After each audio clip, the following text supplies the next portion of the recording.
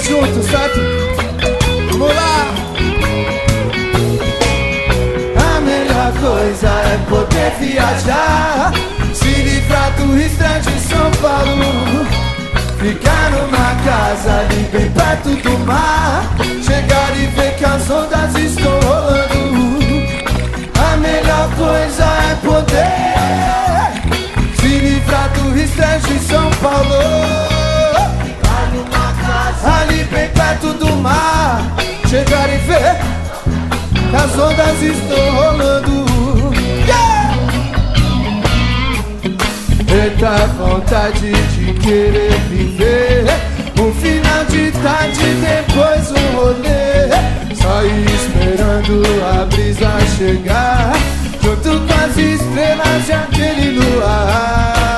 Eita vontade de querer um final de tarde, depois um rolê, sair esperando a brisa chegar, junto com as estrelas de aquele luar.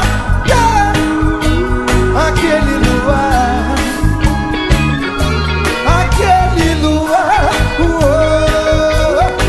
o mais belo luar, oh yeah. A melhor coisa é poder viajar, se livrar do estresse desse mundo, ficar numa bem perto do, chegar e ver como é que é só a galera lá em cima. Se livrar do estresse, ficar no ar, bem perto do, chegar e ver que as ondas estão rolando.